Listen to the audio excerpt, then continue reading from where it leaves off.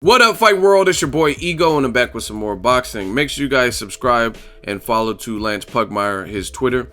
It's at LA Times Pugmire. He's a writer with the Los Angeles Times, and this is where I'm pulling the information from. He has credible information, credible leads and whatnot when it comes to Canelo versus Smith. Let's talk a little numbers, because I know you guys like numbers, right? And these are his tweets. Early returns on satellite trends show the Canelo-Smith fight is in the 290,000 to 310,000 range for pay-per-view buys, about 600,000 less than the Cotto fight. He goes on to say, my sources say new numbers just ensure Canelo-Smith is more likely in the 250 to 300,000 range, right? Numbers interpreted by source indicate the mainstream crossover crowd wasn't there for Canelo, right? And Canelo Alvarez's shrinking pay-per-view audience not expected to surpass 300,000. So maybe they're still pulling some numbers in, but that's enough to usually get a good type of grasp on what's happening and a pulse of that particular fight. Again, they have to finalize a tally. Me personally, I think that number is inflated. I think it actually did less than that. That's just my personal opinion. And I think sometimes with pay-per-views, they try to pad it a little bit to make it look like it was better. And the reason I say that is because I follow the career of all these guys. And you look at Canelo, his biggest fights were against other bankable pay-per-view stars. His number one fight was Mayweather, that did a live gate record only to be beaten by Mayweather-Pacquiao. But it surpassed the live gate, the gross of the Floyd Mayweather-De La Hoya fight, and it did 2.2 million views on pay-per-view. And then the Cotto fight just did under a million. You know what I mean? It's at right 109, like 890 to 900,000, just under a million for Cotto Canelo, right?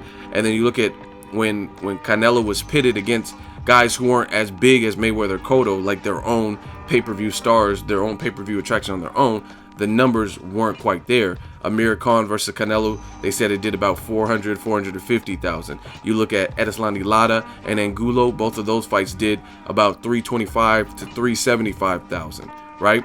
So Canelo versus Khan, and also versus the other fights like Lara and Angulo, those were more household names than Liam Smith. So that's why I don't really believe that it's exactly that. I think it's closer to 250, if not lower. That's my personal opinion. And it's because why would the Lara fight with Canelo or Angulo, why would those fights? And the Angulo fight was right after the Mayweather loss. So I'm sure people tuned in to want to see how Canelo bounces back after a loss. You know what I mean? And it was quoted, or it was titled toe to toe. You know what I mean? Two Mexican warriors, they were saying. That was the coined phrase for it, or whatever, the term, the trademark on the flyer. So I really don't see Liam Smith having that type of fan base. And I don't think they consider UK, because the UK doesn't really get HBO pay-per-view. So I think all the numbers that come in, that pour in on these reports, are from the States. So I really don't see that fight doing well. And it's also based on the feedback that I got from the fight. I've done several videos about Liam Smith and Canelo, and the overall consensus wasn't good. But I think it's a great thing for boxing if this fight flopped. And the reason I say that, I'm not saying it from a point of hate, but maybe this will teach the promoters and the managers and the teams that it's clear. You fight Mayweather, you know what I mean? To fight number one pound for pound person when he was active, young hungry lion like Canelo, who's undefeated champion, it did astronomical numbers, set records, right? You fight guys like Cotto, another Mexico versus Puerto Rico rivalry people wanted to see. Cotto was on a tear, 3 knockout streak, and then Canelo had a knockout streak too. I think he had knocked out Kirkland, and I don't know, he had a lot of fight, so he was on a win streak too, right? And they did just under a million. You did Amir Khan, okay, he's somewhat bankable, somewhat of a star, 450, but then you fight Lara and Angulo, other, you know what I mean, solid fights. They did better numbers. Then you fight the person that you got a lot of criticism for, and then the numbers are dramatically down. So to me, I think it's good. It's good for the sport of boxing. And by all means, you could say whatever. You could say, oh, Triple G versus Lemieux only did 90,000. But you got to consider Triple G never fought Mayweather. You know what I'm saying? He's never been on pay-per-view 3 to 4 times like Canelo. So why would Triple G's expectations, they prematurely rushed him on it was like an experiment basically, and they prematurely put him on pay-per-view, and he wasn't ready for that. He was selling out tickets on both coasts, so they said, hey, whoever's in charge of HBO, let's make this a pay-per-view event. But it wasn't the right type of fight to put on pay-per-view. David Lemieux, he was a champion, but he had been a champion like maybe 6 months, from June to November or October when the fight happened, right? And he hadn't proven that he would be able to hold on to the belt against lesser threats at middleweight like Danny Jacobs, Curtis Stevens, because we never seen Lemieux defend his title. He went straight away to Golovkin, and we seen it was a one-sided beatdown by Golovkin. So that's different. Canelo's been on the big stage with Floyd Mayweather, with Cotto, so you don't really expect to see a decline, right? And again, I think it's great for boxing because we all know why the decline is happening. If Canelo would have fought the Charlo brothers, I think it would have did solid numbers. What it did, what Cotto did, probably not. But you look at it, if Canelo's doing 50,000 and change, 50,400 seats in Texas against Liam Smith, who's from the UK, imagine if he fought either Charlo brother. And since they're twins, you have 2 ones to choose from. You could choose the better brother or the lesser brother. They're both champions. They're both undefeated. And guess what? They reside in Texas. They're Texas natives. So if he's doing those types of crowds with that, the AT&T Stadium holds up to 80 or 90,000 people, and he did 51 roughly versus Liam Smith. Imagine what kind of crowd it would pull if you took a Texas native, either Charlo brother, right, and all their friends, and mix it with Canelo's crowd and the people who wanted to see Canelo. I mean, I think it would have been a bigger event, and people would have respected it more. We all knew what would happen in the Liam Smith fight, and the numbers reflect that. And these aren't good numbers. You know what I mean? People always want to deflect. Oh, Golovkin, him and Lemieux. That was last year. The person who put Golovkin on, I think they had to resign from HBO. So that's already done deal. And you notice they haven't put Golovkin back on pay-per-view since. So that's one thing. But it's more expected from a guy who's taking his first plunge at pay-per-view stardom. You know what I mean? Look at Floyd Mayweather versus Arturo Gatti. That was a pay-per-view at the time, right? And it didn't do the same numbers that Floyd later would do with Maidana and De La Hoya, Ricky Hatton, and guys like that. So, you know what I mean? Sometimes building the pay-per-view star takes time. You don't want to jump the gun. I did a video, it was 2 weeks ago, and I have 347,000 views on that one video. And it was talking about Maidana, right? Shout out to Chino. Enjoy your retirement. So this video has more views than what an HBO pay-per-view had in viewership, and I'm one person. You know what I'm saying? I don't have no one promoting for me. I don't have no one dumping in money and sponsoring me. I don't have a big backing of an imprint like an HBO. This is me. You know what I'm saying? This is me doing this and running. And I do have a writer for my website, but as far as the videos, I don't have like sponsorship or people putting up billboards and stuff like this. This is all word of mouth. And I have a video that I just recently did, and it's a little bit different because the video is not like a one-time, once and done. It's been up for 2 weeks, but still the point being is me, I don't even have the biggest YouTube channel out there. You know what I mean? Ellie Seckback and guys like that, their channels are bigger than mine, and I'm still producing content that has higher viewership than the actual HBO pay-per-view. So you got Golden Boy, they can do whatever they want to do. They did an HBO Road to Canelo Smith. You have different things, Tecate, and different people dumping in money to the fight. Jerry Jones, and that's the views you come up with. That's not good, I'm telling you. But the signs and the indications are very clear. I think Canelo still is a star, but the fans aren't having it. You're not going to just put him in there with anybody, and I think that's where Golden Boy is at fault.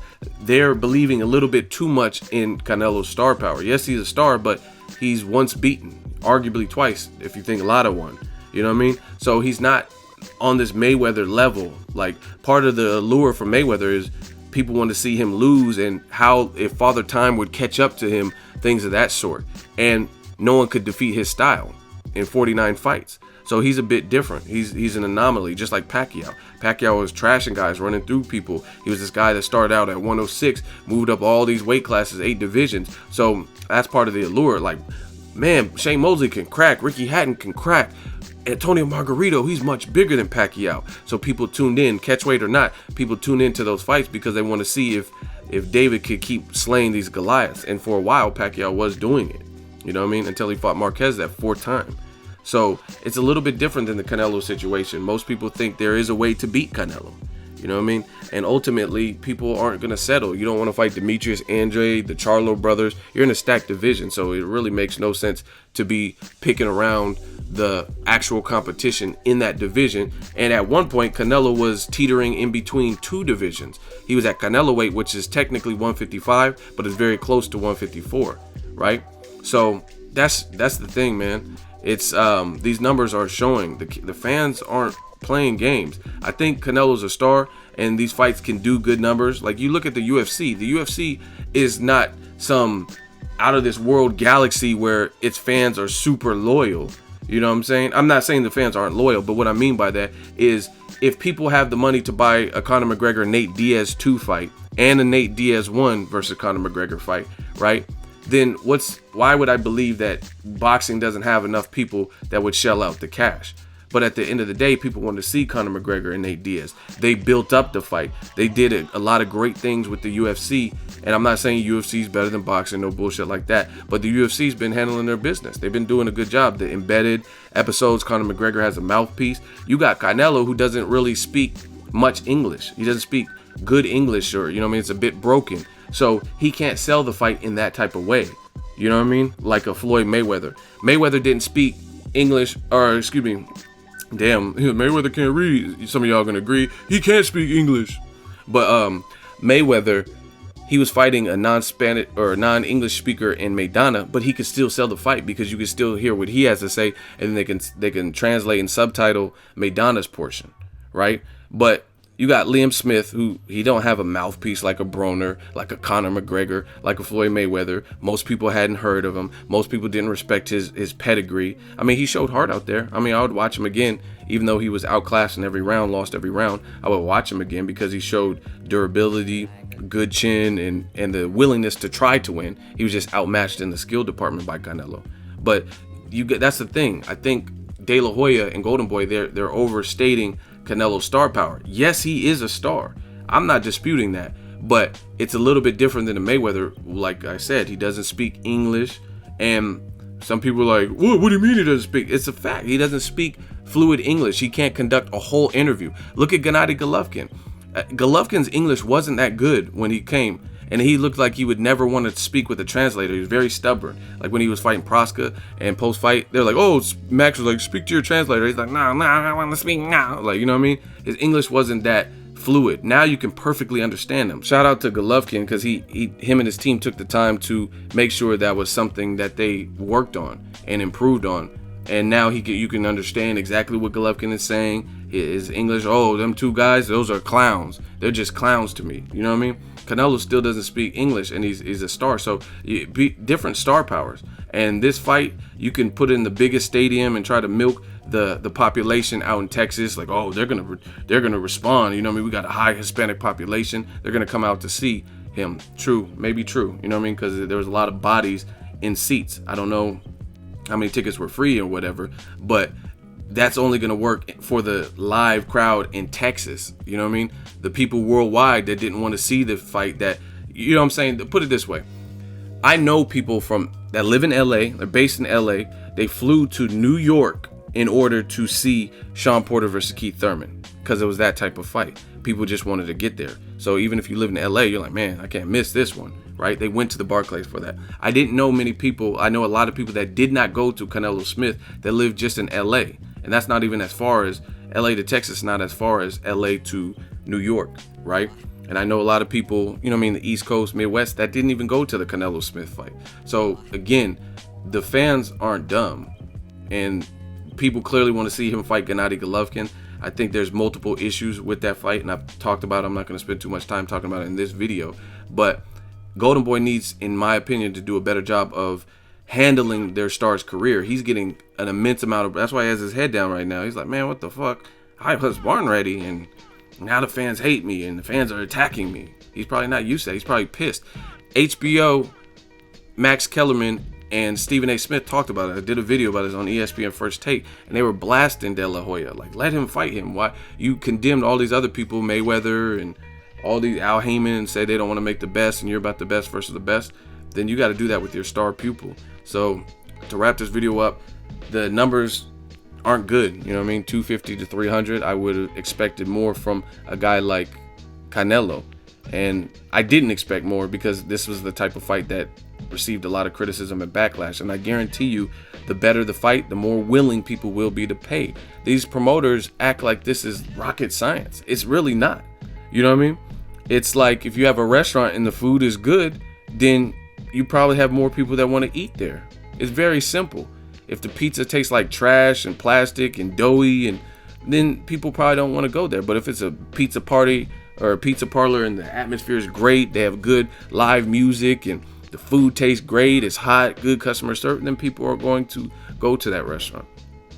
That's why I use Yelp. That's why they even have a purpose for applications, apps like Yelp, is because if I'm in a new city or something traveling and I'm like, man, what's good to eat? I go on Yelp and I see what other people said, pictures of food that they left, like, oh, they said this spot is good. Oh, that food looks good. And then you go. It's kind of that word of mouth. And it's no different in boxing.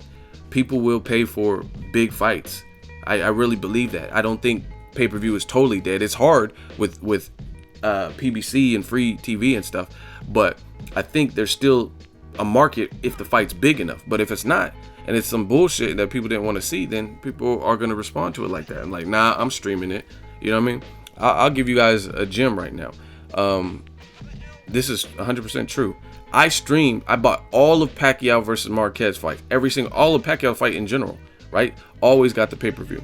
Pacquiao Marquez 4, streamed it. And it happened to be actually probably one of the best ones. You know what I mean? Because of how it ended and the suspense of it all. It was a great fight, good back and forth action. They both knocked each other down, which Marquez had never even knocked Pacquiao down. So it turned out to be a hell of a fight, but I streamed it. You know why? Because it's perception. It's the perception of it. I was like, man, I don't want to see these same two people. Yes, the first 3 fights were great. They were wars, but I just really felt like people wanted to see Mayweather versus Pacquiao and stuff like that. And it was like, or Pacquiao versus a fresh face like Maidana or somebody. And I just really didn't want to see Pacquiao versus Marquez a 4th time, so I streamed it. And that's the straight up truth. And that's how a lot of people are. They're like, man, I don't even know this Liam Smith dude. Who is he? So I'm not spending $65. And then on top of that, the undercard was not good.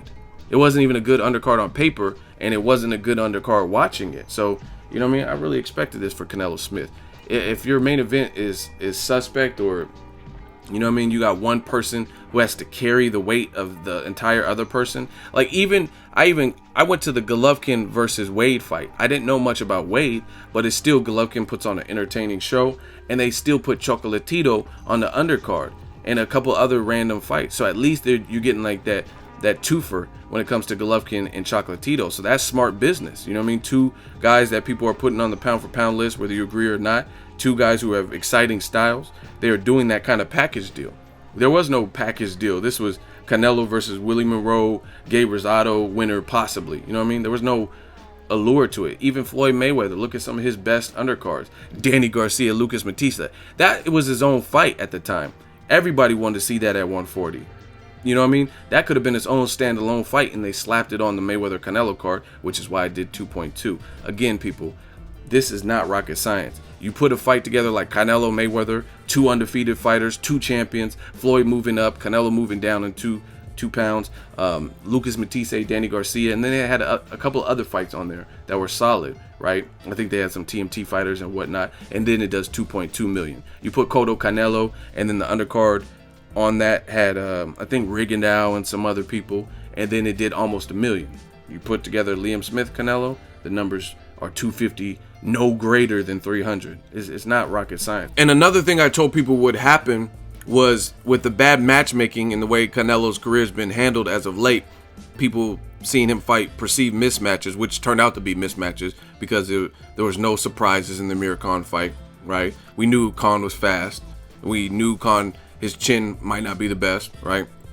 We knew we didn't know much about Liam Smith, and it doesn't leave any surprises. And the bad thing about that is when you put on these types of mismatches and the fights that the fans aren't craving for, it hurts you in the leverage department, because there's a mega fight we all want to see, Gennady Golovkin versus Canelo, and one of Golden Boy's big points that they're being a stickler for is the fact that our guy is the A side. You know what I mean? We want to offer Golovkin a flat rate. That's all he deserves. But when your A side turns in numbers like this, then it makes that point more mute. You know what I mean? Because Golovkin, he just fought Brook and it did solid numbers, 500 in the daytime, 500,000, and then they had a rebroadcast before the Chocolatito fight and it did another 800,000, right? Regular HBO, a little bit different, but Canelo, these aren't strong numbers, you know what I'm saying? So you lessen the impact of your A-sideness. When it comes to like Floyd Mayweather, there was no distinguishing.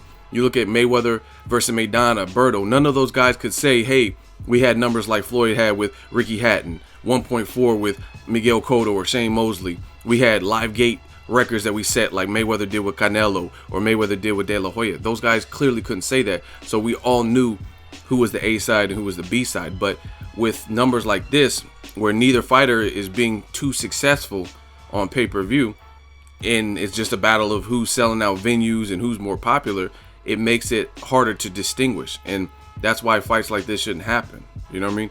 Because they need stronger numbers, especially if you're going to say, oh, Golovkin, he clearly only deserves a flat rate. You know what I mean? So let me know what you guys think. Drop it in the comment section. Make sure you like my video as always. Hate, comment, and subscribe. Till next video is Ego signing off.